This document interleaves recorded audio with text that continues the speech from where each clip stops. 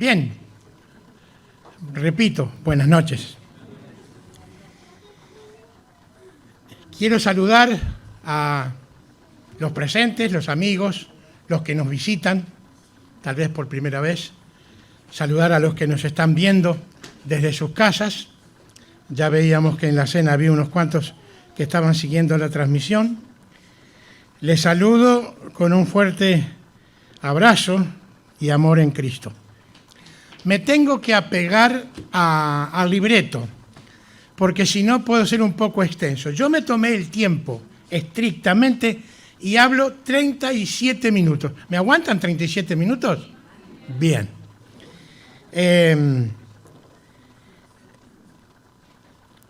Esto no es una predicación común.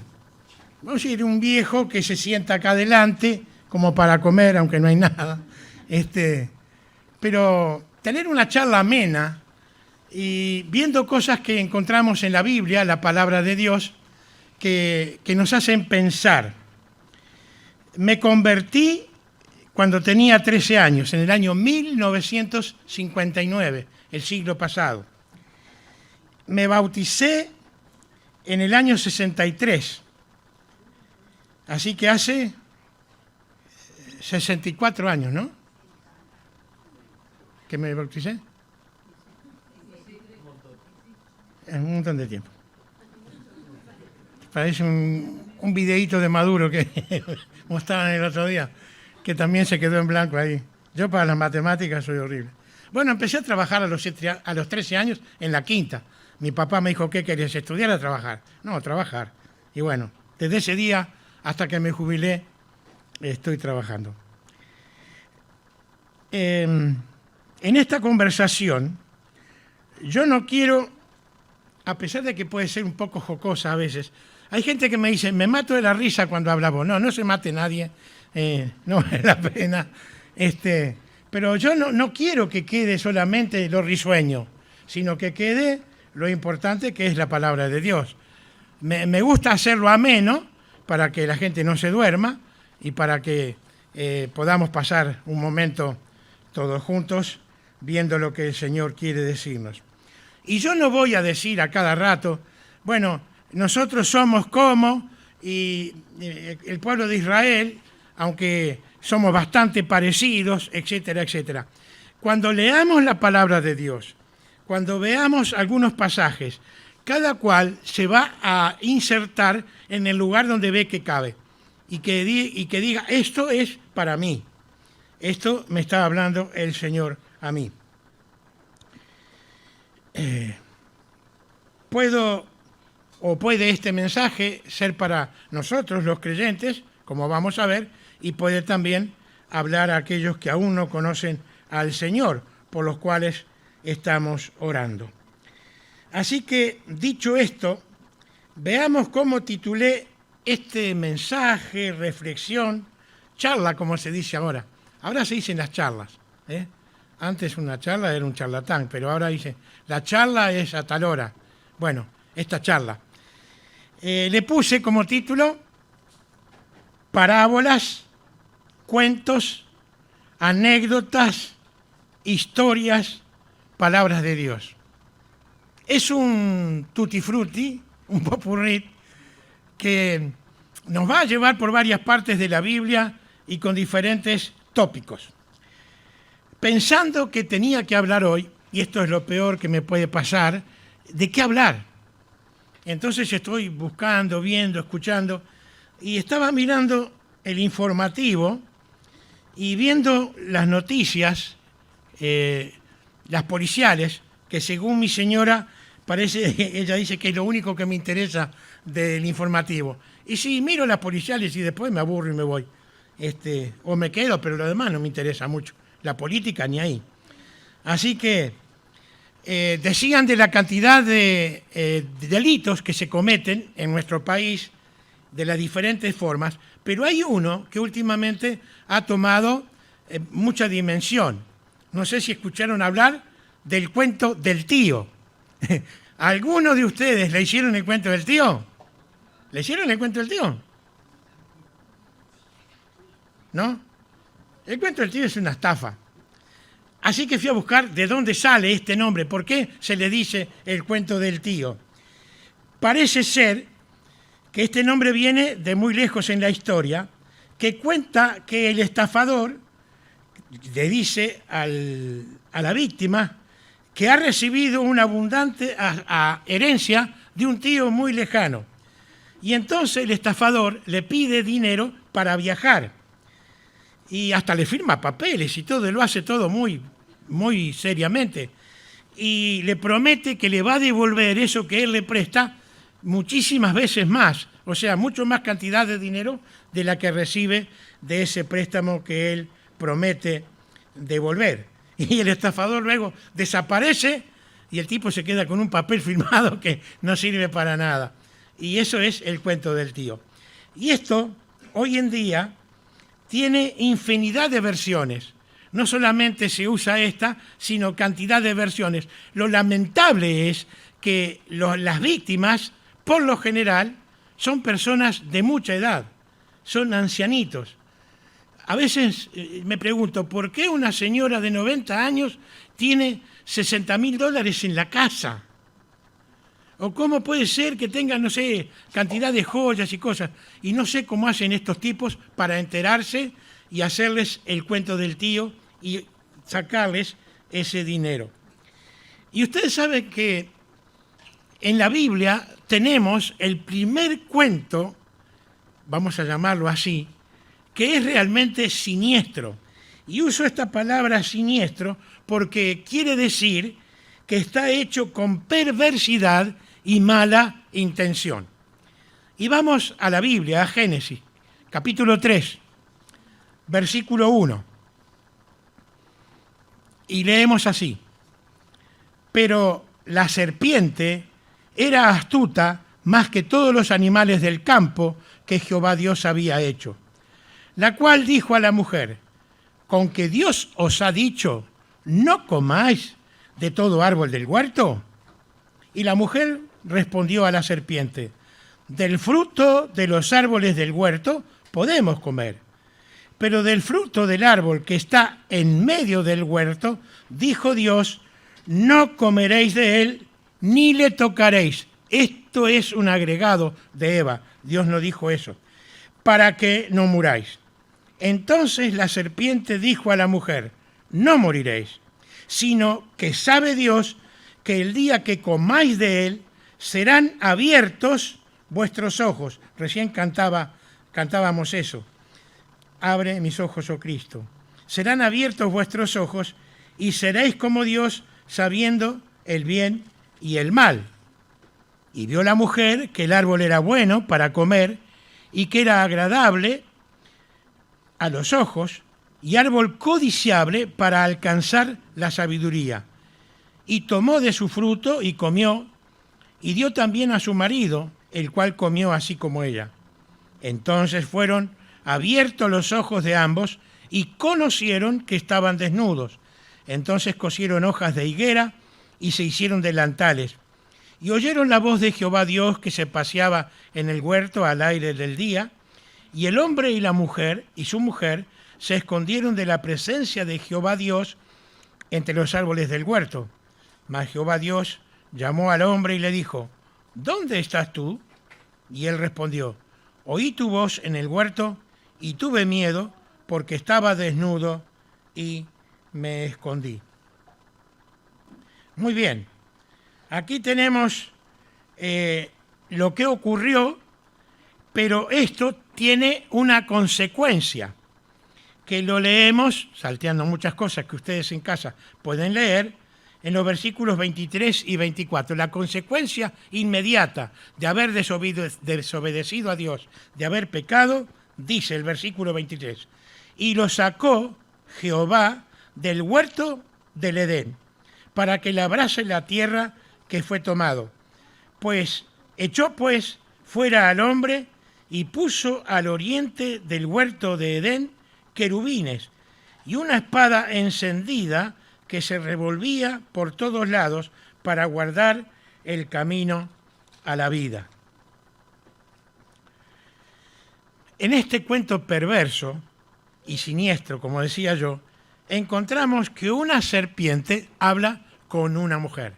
La primer mujer en la tierra y la primer serpiente también, pienso.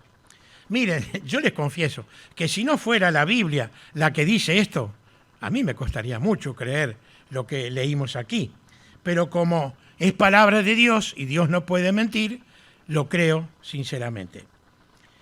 Y Dios lo deja escrito para nuestra enseñanza, para que no seamos incautos y nos dejemos engañar por el diablo, porque la serpiente es Satanás. Y él tiene muchas estrategias para hacernos el cuento del tío y para hacernos, especialmente a los que ya somos del Señor, hacernos caer. Aquí encontramos entonces a esta mujer teniendo este diálogo con una serpiente. Ahora, no me malinterpreten lo que voy a decir. No lo digo en sentido malo, sino digo, las mujeres, parece que me la agarro con las mujeres, no, las mujeres tienen la virtud de hablar con todo ser vivo, sea del reino animal, del reino vegetal y de todo reino que exista. Tienen esa virtud. Y si no, díganme si no es así. Hablan con el perro, hablan con el gato, hablan con las flores, con las plantas, con los árboles, hablan con la cocina, hablan con la casa, hablan con el auto. Una vez escuché a una mujer que estaba en el supermercado tratando de arrancar el auto y le decía, ¿pero qué te pasa que no querés arrancar? Por eso digo, hablan hasta con los autos. Y también hablan solas. Y eso a mí no me gusta. Yo le digo, no hables sola, porque no sé lo que estás diciendo. Sé que está hablando algo de que no está de acuerdo conmigo. Pero bueno, habla sola también. ¿Es así o no es así? ¿Estoy mintiendo o mi señora es especial? Bueno, además, está científicamente comprobado lo siguiente. El hombre, en todo el día, utiliza más o menos, los que estudiaron el tema, 3.000 palabras. Las mujeres, ¿saben cuánto hablan? Exactamente el doble, 6.000 palabras. Cuando el hombre llega a la casa, cansado de trabajo, y con la cabeza así, deseando descansar, la mujer gastó 3.000 palabras y le quedan 3.000. ¿Y sobre quién van a recaer esas 3.000 palabras? Y en un momento muy corto de tiempo. Es una catarata y bla, bla, bla, bla, bla, bla, bla, bla, bla. Después nosotros no nos acordamos. Y ella nos dice, sí, yo te lo dije. Claro, nos dijo, es verdad. Lo que pasa es que para recordar entre tantas palabras lo que nos dijo es cosa muy difícil. Bueno, y esto es así. No es contra usted, es una virtud muy especial que tienen las mujeres y yo realmente las admiro. Cuando fui, esto no está en el libreto, me voy a pasar del tiempo. Cuando fui al primer retiro de mujeres como cocinero, fuimos con Luis y otros más, me tocó a mí servir las mesas. Miren, no sé cómo hacían para entenderse. En una mesa larga habría 20 mujeres. La de acá hablaba con la de allá con la de allá, toda allá. Y nosotros habíamos tenido un problema. Yo le dije a Luis, estaba cortando el asado, Luis, no cortes tan grandes los pedazos de asado porque no sabemos si alcanza. Sí, no sé cuánto, me dijo Luis. Después resulta que no alcanzó. Entonces tuve que ir a gritar a voz en cuello para que me entendieran que había algunas que se iban a quedar sin asado. Qué horrible. Pero hay hamburguesas que habían quedado. Y desde esa vez no fui más. Me alcanzó. Es impresionante. No sé lo que habrá sido este retiro con 320 mujeres juntas. Bueno, los techos están agarrados todavía o se desprendieron, no sé. Impresionante. Bueno, vamos a ponernos serios. Sigamos con el tema de Eva. ¿No les llama la atención esto? A mí, como decía Pablo cuando empezó la escena, a mí me gusta imaginarme la escena. ¿Eva no sabría que las serpientes no hablan? Bueno, sin duda no sabía por qué. Era la primera mujer. ¿Hablaban las serpientes? A lo mejor. Bueno. El asunto es que se instala un diálogo y el que empieza es el diablo Y empieza haciéndolo con una mentira tremenda. Porque miren cómo comienza la conversación. Con que Dios os ha dicho, no comáis de todo árbol del huerto. Vamos a leer lo que en verdad había dicho Dios. Den vuelta a la página, si están en Génesis, capítulo 2, versículos 15 y 17. Tomó pues Jehová Dios al hombre y lo puso en el huerto del Edén para que lo labrara y lo guardase. Aquí vemos que el trabajo no es consecuencia del pecado. Antes de pecar el hombre tenía que trabajar. Porque muchos dicen que el trabajo es un castigo de Dios. No, el hombre sin haber pecado, Dios ya le decía que tenía que labrar y guardar. Y mandó Jehová Dios, versículo 16, al hombre diciendo, de todo árbol del huerto podráis comer. Más, me perdí, del árbol del huerto, más del árbol de la ciencia, del bien y del mal, no comeréis, porque el día que de él comieres, no dijo tocar, ciertamente morirás. Claro que para comer hay que tocar, si no, no se puede agarrar. De todos, menos uno, el hombre podía comer. Miren cómo Satanás da vuelta y tergiversa lo que Dios ha dicho. La serpiente, como ya dije que es Satanás mismo, sabía muy bien que estaba mintiendo. Miren, Satanás sabe muy bien cuál es nuestro punto débil, nuestro talón de Aquiles, y él va a atacarnos justamente allí. Él sabía cómo hacerlo, cómo engañar a Eva, y lo logró. El apóstol Pablo dice lo siguiente en Romanos capítulo 5 y versículo 12. Por tanto, como el pecado entró en el mundo por un hombre y por el pecado la muerte, así la muerte pasó a todos los hombres por cuanto todos pecaron.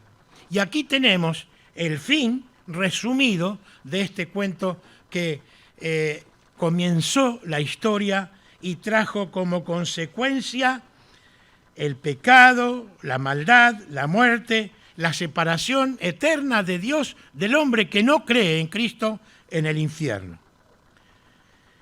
Seguimos con otra persona que habló con un animal.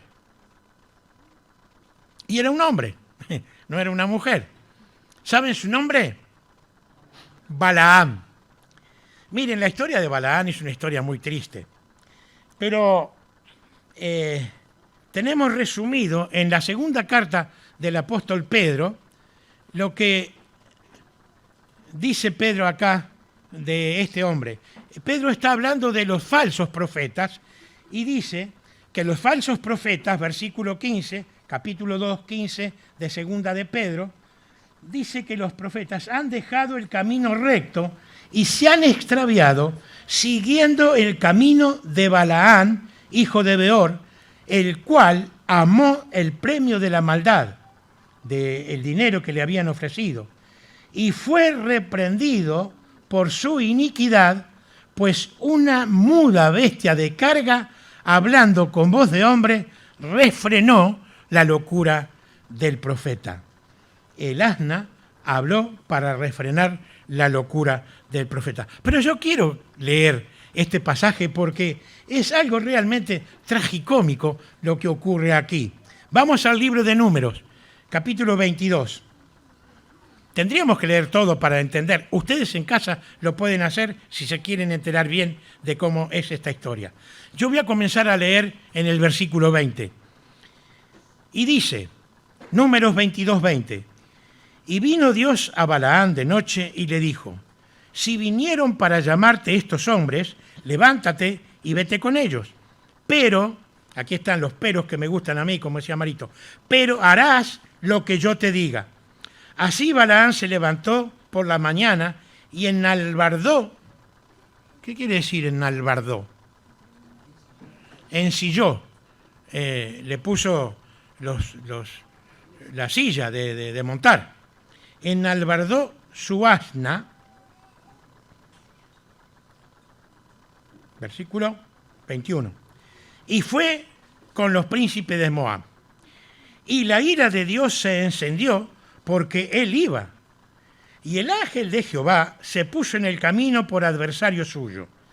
Iba pues él montado sobre su asna y con él 2 criados. Y acá yo me reía, digo, pobre asna. No, no iban los 3 en el asna. Él solo iba en el asna. Los otros no se iban caminando o en otros animales. Solamente en el asna iba Balaam. Y el asna vio al ángel de Jehová que estaba en el camino con su espada desnuda. Esto quiere decir que estaba fuera de la vaina. La tenía en su mano. Y se apartó el asna del camino e iba por el campo. Entonces azotó Balaam al asna para hacerla volver al camino. Pero el ángel de Jehová se puso en una senda de viñas que tenía pared a un lado y pared al otro. Y viendo el asna al ángel de Jehová, se pegó a la pared y apretó contra la pared el pie de Balaam, y él volvió a azotarla. Y el ángel de Jehová se puso más allá y se puso en una angostura donde no había camino para apartarse ni a derecha ni a izquierda. Y viendo el asna al ángel de Jehová, se echó debajo del asna. Y Balaam se enojó y azotó al asna con un palo. Entonces Jehová Dios abrió la boca del asna, la cual dijo a Balaam: ¿Qué te he hecho yo? No sé por qué dije por qué. ¿Qué te he hecho yo que me has azotado estas 3 veces? Y Balaam respondió al asna: porque te has burlado de mí. Ojalá tuviera espada en mi mano, que ahora te mataría. Y el asna le dijo a Balaam: ¿no soy yo tu asna? Sobre mí has cabalgado desde que tú me tienes hasta este día. ¿He acostumbrado a hacerlo así contigo? Y él respondió: no. Entonces Jehová abrió los ojos de Balaam y vio al ángel de Jehová que estaba en el camino y tenía su espada desnuda en su mano. Y Balaam hizo reverencia y se inclinó sobre su rostro. Y el ángel de Jehová dijo: ¿por qué has azotado tu asna estas 3 veces? He aquí yo he salido para resistirte, porque tu camino es perverso delante de mí. El asna me ha visto y se ha apartado luego delante de mí estas 3 veces. Y si de mí no se hubiera apartado, yo también ahora te mataría a ti, y a ella, al asna, dejaría viva. Entonces Balaam dijo al ángel de Jehová: he pecado, porque no sabía que tú te ponías delante de mí en el camino. Mas ahora, si te parece mal, yo me volveré. Hasta aquí lo que yo quiero leer. Ustedes pueden seguir sin duda en sus casas leyendo lo que terminó pasando con Balaam, y se hizo lo que en realidad quería el que lo había contratado para maldecir al pueblo de Dios, o lo que Dios dijo. Leíamos en segunda de Pedro que Balaam fue retenido por su iniquidad. Y esta palabra iniquidad quiere decir injusticia y gran maldad en el modo de obrar. Lo que iba a hacer Balaam estaba realmente mal delante de los ojos de Dios. Le dijo Dios a Balaam: no puedes maldecir a este pueblo, al pueblo de Israel, porque este pueblo es bendito. Así que tuvo que usar Dios una muda bestia de carga que, hablando con voz de hombre, refrenó, dice Pedro, la locura del profeta. Volvemos a usar la imaginación. ¿Se imaginan la escena? ¿A Balaam hablando con el asna? Yo creo que Balaam sabía que el asna no hablaba. Hacía tiempo que la tenía, y el asna le pregunta si alguna vez ella se había comportado como lo había hecho estas 3 veces. Y él tuvo que decir que no. Y digo una vez más, que si no fuera la Biblia la que me cuenta esto, yo me costaría creerlo. Pero Dios no miente, y lo que leemos acá es verdad. Porque uno puede hablar como hacen las mujeres, con las cosas, pero que las cosas te contesten. Aunque hay loritos que contestan a veces, dicen. Para mí que El lorito se lo aprende para dejar contenta a la mujer, le responde, pero es un vivo porque come. ¿Me permiten contarles una anécdota mía? Porque yo también hablé con un animal. No solo las mujeres hablan. Comencé a trabajar en la granja de mis padres cuando tenía 13 años. Tuvimos 2 caballos que yo me acuerdo. No está Elba, yo le iba a preguntar a ella si ella se acordaba, porque ya tiene 80 años. Yo apenas tengo 77 y capaz que en esos 3 años compraron otro caballo, ¿no? El primero se llamaba Noble. Y la verdad que este caballo, era marrón, le hizo honor a su noble. Fue un caballo noble realmente. Pero después mi papá compró un caballo blanco, de nombre Zapicán. Era más loco que yo. Y miren que yo cuando era joven era loco, ¿eh? Y no nos llevábamos bien con este caballo, sin duda. Le tuvimos que enseñar a trabajar, porque nunca había trabajado. El que se lo vendió le dijo, mirá que yo te lo vendo, pero él nunca trabajó, siempre estuvo en el campo. Así que ya cuando le pusimos la pechera y el freno y todo eso, la pechera es lo que se le pone acá, que es de donde salen los tiros para cinchar. Bueno, con mi papá nos dio un trabajo, él me ayudó a enseñar el caballo y el caballo más o menos había aprendido. Un día yo tenía que curar los montes que teníamos de manzanas y de peras. No eran grandes extensiones ni montes muy grandes. Y teníamos una máquina de curar que era un carrito, tenía 2 varas donde se ensilla el caballo. El carro era un tanque de madera, llevaba 200 litros, tenía un motor a nafta y una máquina a presión para darle presión a la manguera para fumigar. Así que le habíamos enseñado al caballo a obedecer las órdenes habladas. Yo iba atrás del todo, del carrito con la manguera larga, y curaba 2 filas a la vez para no caminar tanto. Yo sé que Gustavo me entiende porque él trabajó en la quinta. Entonces yo le decía al caballo, dale, entonces el caballo avanzaba, pará, el caballo paraba, y en una de las vueltas yo veo que el tipo estaba comiendo una pera. Entonces, no dije nada, seguí curando, pero al rato miro y estaba comiendo una pera. Entonces fui, dejé el puntero adentro del tanque y le pegué un sopapo y le dije, no coma la fruta. No me entendió, porque siguió comiendo. Entonces yo no iba a cada rato a pegar un sopapo. Entonces como el puntero era regulable, se podía regular un chorro largo o hacer que fumigara como una flor, con el chorro largo le mojé el hocico 1 vez, 2 veces, 3 veces, hasta que el caballo se enojó y salió corriendo. Y allá me llevó a mí, arrastra con la manguera y el puntero y todo. Y corría y corría y corría. Y cuando terminó la fila, llegó a un cerco de transparente, que hoy ya no está, que estaba sobre la calle Camino de la Redención, y dobló como venía. Y claro, volcó. Carro, caballo, y todo se derramó, el remedio, el tanque del motor se abolló. Y yo quería desencillar al caballo, y tenía una cincha que pasaba por debajo, que es la que hace que el carro no se vaya para arriba. Entonces estaba tirante, el caballo no podía respirar, yo creí que se iba a morir porque hacía... Entonces yo tenía fuerza, gracias, es de la canilla, ¿no? Qué rica, gracias. Tenía fuerza y me afirmaba, pero no había caso, estaba tan tirante eso que no podía.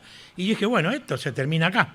No sé de dónde mi papá apareció corriendo con una cuchilla grande que tenía mi mamá en la cocina y cortó la cincha de cuero, y entonces sacó al caballo, no sin decirme un montón de cosas que no puedo decir, o sea, me rezongó, y yo argumenté, pero papá, vos sabés que el caballo es loco, y yo le grité, pará, pará, y no paraba, y ves lo que pasó. Bueno, menos mal que este caballo no habló. Si no le hubiera dicho a mi papá, tu hijo, dice que está ahí, me mojó el hocico 3 veces con ese remedio asqueroso. Me acuerdo, ¿cómo se llamaba el remedio? Basudín. ¿Saben qué ese remedio? Tenía la virtud de estirar la piel. Cada vez que terminaba yo, ¿será por eso que no tengo arrugas? ¿O será porque estoy gordo? No sé. Pero quedaba la piel toda tirante y se ve que le molestó eso en el hocico y se enojó. Y bueno, ya les conté lo que pasó. Mi papá nunca se enteró de lo que pasó.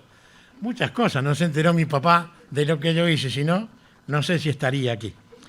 Bueno, fin de la anécdota y le puse como final lo que se llama una moraleja. Moraleja. No le mojes el hocico al caballo porque sale corriendo. Esto es para que se rían un ratito. Nos ponemos serios otra vez. Aquí tiene el fin de mi anécdota. Tengo otra, que me puse el tractor de poncho. El tractor me lo puse arriba, así con las 4 ruedas para arriba. Y estoy acá, me salvó el Señor porque realmente los vuelcos de tractores son fatales. Otro día les contaré. Bueno, volvamos al tema. Ya vimos el cuento perverso y siniestro de la serpiente que es Satanás a Eva. Vimos la historia de Balaam, triste historia, y sus consecuencias. Le he contado la anécdota mía. Y ahora, para terminar, vamos a ver una parábola. ¿Saben lo que es una parábola? Una definición bien sencilla para que se entienda es esta. Es una narración breve y simbólica de la que se extrae una enseñanza moral. Esto dice el diccionario, pero también se puede sacar enseñanza espiritual. El Señor Jesús, ustedes saben que Él enseñaba con parábolas. Usó muchísimas parábolas. Y a mí me gustaba, para terminar hoy, y darle la parte de la predicación al final, la parábola del sembrador. Vamos a Mateo. Mateo, capítulo 13. Mateo 13.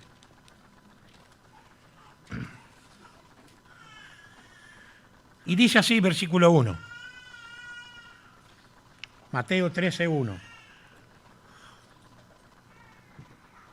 Aquel día salió Jesús de la casa y se sentó junto al mar. Y se le juntó mucha gente. Y entrando él en la barca, se sentó. Y toda la gente estaba en la playa. Y les habló muchas cosas por parábolas diciendo: He aquí, el sembrador salió a sembrar. Y mientras sembraba, parte de la semilla cayó junto al camino, y vinieron las aves y la comieron. Parte cayó en pedregales, donde no había mucha tierra, y brotó pronto, porque no tenía profundidad de tierra. Pero salido el sol, se quemó, y porque no tenía raíz, se secó. Y parte cayó entre espinos, y los espinos crecieron y la ahogaron. Pero parte cayó en buena tierra, y dio fruto cual a 100, cual a 60 y cual a 30 por uno. El que tiene oídos para oír, oiga.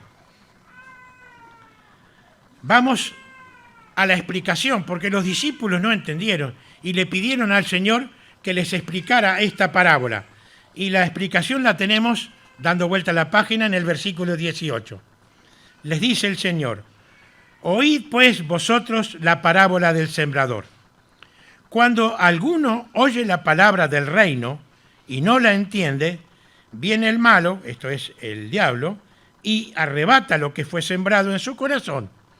Este es el que fue sembrado junto al camino. El que fue sembrado en pedregales, este es el que oye la palabra y al momento la recibe con gozo, pero no tiene raíz en sí, sino que es de corta duración, pues al venir la aflicción o la persecución por causa de la palabra, luego tropieza. El que fue sembrado entre espinos, este es el que oye la palabra, pero el afán de este siglo y el engaño de las riquezas ahogan la palabra y se hace infructuosa. Mas el que fue sembrado en buena tierra, este es el que oye y entiende la palabra y da fruto y produce a 100, a 60 y a 30 por uno. La semilla es la palabra de Dios, lo que se siembra. En los tiempos del Señor, el sembrador utilizaba un bornal, se le ponía acá en el abdomen una bolsa que tenía la semilla, él introducía la mano, sacaba un puñado y se sembraba, como se llama, al voleo. Tiraba la semilla. Hoy hay máquinas que siembran hectáreas y hectáreas, pero antes no había máquinas, había que hacerlo a mano. Yo llegué a sembrar al voleo, pero no usaba un bonal, usaba un balde de plástico. Agarraba el balde y sembraba, no tampoco mucho, era entre las filas de la viña, se plantaba cebada para luego enterrarla, porque eso produce el humus. No sé lo que es, pero mi papá decía que era importante porque le daba a la tierra, yo qué sé lo que. Bueno, si estaba Nelson acá, él nos podría decir. Ahora, cuando se tira la semilla, es difícil que la semilla caiga donde uno quiera. Por eso el Señor cuenta los diferentes lugares en donde cayó la semilla. Y la semilla, como el Señor mismo lo explica, la que cae en el camino, está en el versículo 19, dice, cuando alguno oye la palabra del reino y no la entiende, viene el malo y la arrebata. En la parábola el Señor cuenta que los pájaros se comieron lo que estaba en el camino. Es importante cuando uno siembra que detrás venga alguien con una rastra de pinchos para remover la tierra y la semilla quede escondida, si no los pájaros sin duda se la van a comer. Luego sigue diciendo que la palabra cae, las otras semillas caen en pedregales. La explicación está en el versículo 20 y 21. El que fue sembrado en pedregales, este es el que oye la palabra y al momento la recibe con gozo, pero no tiene raíz en sí, sino que es de corta duración, pues al venir la aflicción o la persecución por causa de la palabra, luego tropieza. Saben, tengo varios años de iglesia y hemos visto este tipo de reacción. Aquellos que reciben la palabra con gozo, parece que se han convertido, están contentos, están disfrutando, pero un día desaparecen. Es lamentable. Pero también tenemos otras semillas que cayeron entre espinos, y el Señor la explica en el versículo 22. El que fue sembrado entre espinos, este es el que oye la palabra, pero el afán de este siglo y el engaño de las riquezas ahogan la palabra y se hace infructuosa. También hemos visto de esto. Se han llegado a convertir, a bautizar, a participar en las cosas de la iglesia, pero luego un día, por diferentes cosas, desaparecen y no le vimos más. Alguien dijo, son más los que están fuera de la iglesia que los que están dentro. Oremos, hermanos, queridos, por estos que realmente, si se han convertido, vuelvan a las cosas del Señor. Pero están las semillas que dan buen fruto. ¿Seremos nosotros? ¿Serás tú? ¿Seré yo? ¿La semilla que cayó en buena tierra? Dice que la semilla, la explicación está en el versículo 23. Mas el que fue sembrado, o la semilla que fue sembrada en buena tierra, este es el que oye y entiende la palabra y da fruto y produce a 100, a 60 y a 30 por uno. ¿Qué quiere decir esto? Que cada semilla da una semilla 100, en otro caso una semilla 60 y en otro caso una semilla da 30. Es así, ¿no? Sumen y se darán cuenta la cantidad impresionante de semillas que salen cuando uno siembra. Ustedes saben que las parábolas que el Señor utilizó, casi todas ellas, por no decir todas, son o tienen estrecha relación con el pueblo de Israel. Cuando el Señor habla de aquella higuera que por 3 años no da fruto, está hablando del pueblo de Israel. Y hay tantas otras que hablan del pueblo de Israel. Esta también, pero también la podríamos utilizar para nosotros, porque podemos decir que es una parábola universal, ya que el hombre de todos los tiempos tienen los mismos sentimientos, los mismos hábitos, el mismo corazón malvado. Corazones que no escuchan lo que Dios dice. Miren lo que escribe el salmista. Salmo 14. Salmo 14, versículo 1, es David el que escribe y dice: dice el necio en su corazón, no hay Dios. Se han corrompido, hacen obras abominables. No hay quien haga el bien. Jehová miró desde los cielos sobre los hijos de los hombres para ver si había algún entendido que buscara a Dios. Todos se desviaron, a una se han corrompido. No hay quien haga lo bueno, no hay ni siquiera uno. No tienen entendimiento todos los que hacen iniquidad, que devoran a mi pueblo como si comiesen pan y a Jehová no invocan. Hasta aquí. Cuando leo este salmo, parecería que David estuviera escribiendo lo que está pasando hoy entre nosotros, en este tiempo presente. ¿No es cierto? Es bien parecido. La gente no cree en Dios y llega a escribir hasta en los muros: Dios no existe, sonríe, Dios no existe. Pobre gente, ya se va a llevar una gran sorpresa el día que esté en la condenación eterna. Pero en Romanos capítulo 3, versículos 10 al 18, es Pablo el que reproduce las palabras que leímos recién.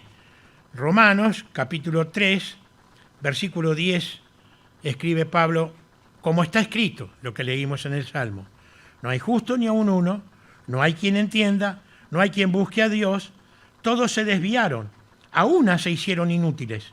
No hay quien haga lo bueno, no hay ni siquiera uno. Sepulcro abierto es su garganta. Con su lengua engañan. Veneno de áspides hay debajo de sus labios. Su boca está llena de maldición y de amargura. Sus pies se apresuran para derramar sangre. Quebranto y desventura hay en sus caminos, y no conocieron caminos de paz. No hay temor de Dios delante de sus ojos.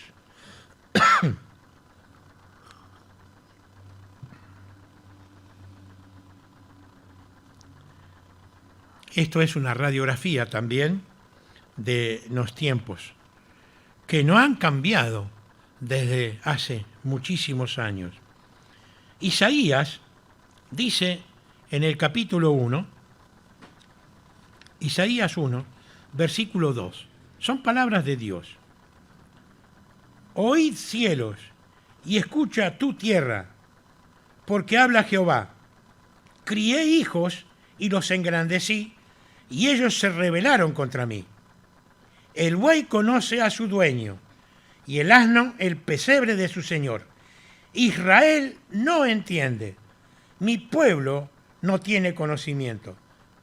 Oh gente pecadora, pueblo cargado de maldad, generación de malignos, hijos depravados, dejaron a Jehová, provocaron a ira al Santo de Israel, se volvieron atrás. ¿Qué palabras?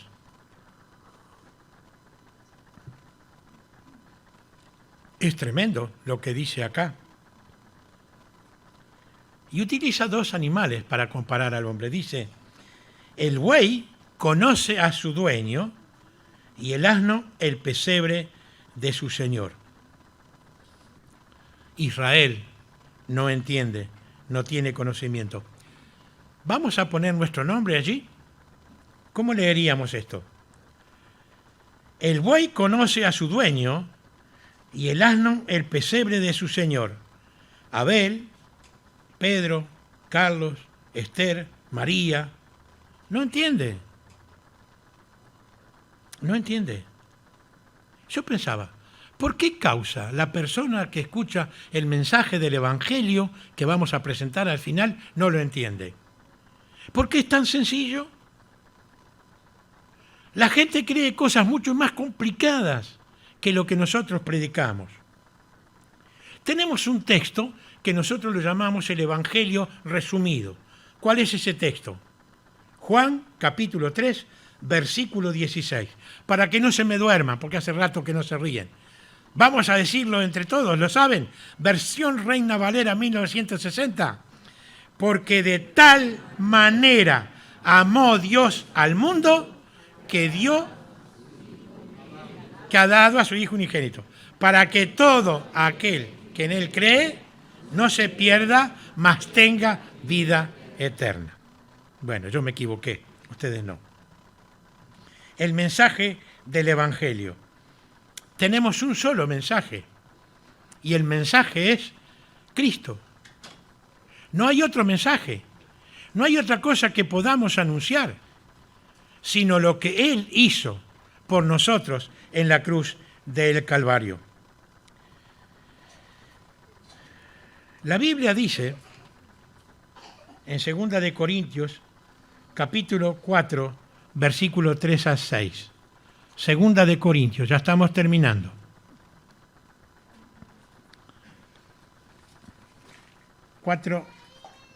Versículo 3 al 6. Dice Pablo, pero si nuestro evangelio está aún encubierto, entre los que se pierden está encubierto, en los cuales, presten atención, el Dios, aquí está escrito con minúscula, el Dios de este siglo, que es el diablo, cegó el entendimiento de los incrédulos para que no les resplandezca la luz del Evangelio de la gloria de Cristo, el cual es la imagen de Dios. El propósito de Satanás hoy en día es cegar el entendimiento. No sé por cuál método, pero el método es que no entienda la palabra del Evangelio, que no reciba el mensaje del Evangelio.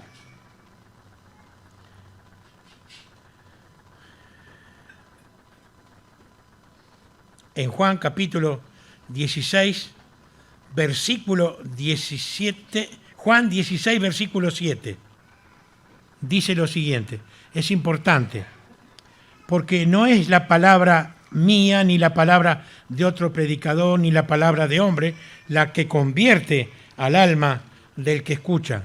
Juan capítulo 16, versículo 7. Es el Señor el que está hablando.